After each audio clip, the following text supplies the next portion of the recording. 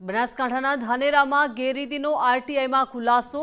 ઠાવર ગામે પ્લોટની ફાળવણીમાં અનિયમિતતાના આક્ષેપો થયા છે। ગ્રામ પંચાયતમાં પ્લોટ ફાળવણીમાં અનિયમિતતાના આરોપ છે। વર્ષ 2009થી 2015 દરમિયાન પ્લોટ ફાળવણીમાં ગેરરીતિ થઈ છે। જરૂરિયાતમંદોને બદલે મળતિયાઓને પ્લોટ પડ્યાના આક્ષેપ થયા છે। 180 જેટલા બોગસ પ્લોટની ફાળવણી કર્યાનો મોટો દાવો થઈ રહ્યો છે। એક જ પ્લોટ માટે 22 સનદ આપી હોવાનું આરટીઆઈમાં સામે આવ્યું છે। રાહત યોજના હેઠળના પ્લોટમાંથી ગેરરીતિના ગંભીર આક્ષેપ થયા છે। તાલુકા પંચાયત જિલ્લા પંચાયતને અહેવાલ મોકલ્યો છે। તમામ દોષિતો સામે હવે કાર્યવાહી કરવાની ખાતરી આપવામાં આવી।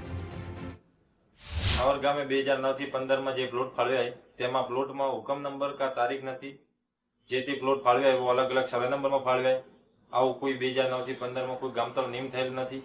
ગરીબ લોકો પાસેથી મોટી મોટી રકમો લઈ જે તે સત્તા અધિકારીઓ દ્વારા ખોટો રેકર્ડ બનાવી ગરીબોને પ્લોટ આપેલ છે।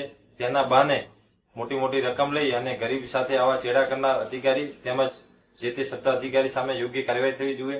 આ બાબતે મેં એસઆઈટીમાં ધાનેરા પોલીસ સ્ટેશનમાં ડીડીઓ સાહેબ તેમજ મુખ્યમંત્રી તકેદારી આયોગ ગાંધીનગર દરેક જગ્યાએ રજૂઆત પણ કરેલ છે।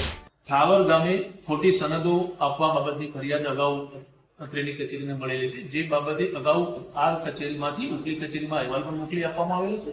ત્યારબાદ વખતો વખત ઉપલી કચેરીમાંથી જે કોઈ પણ પૂર્તતા અહેવાલ માંગવામાં આવેલ હતા તે પૂર્તતા અહેવાલ પણ મોકલી આપવામાં આવેલ છે। પરંતુ હજુ એ નિર્ણય યોગ્ય કક્ષાએથી થયેલ નથી। નિર્ણય આવ્યેથી અને એમાં જો કોઈ પણ જવાબદારી નિશ્ચિત થશે તો એમની સામે યોગ્ય કાર્યવાહી કરવામાં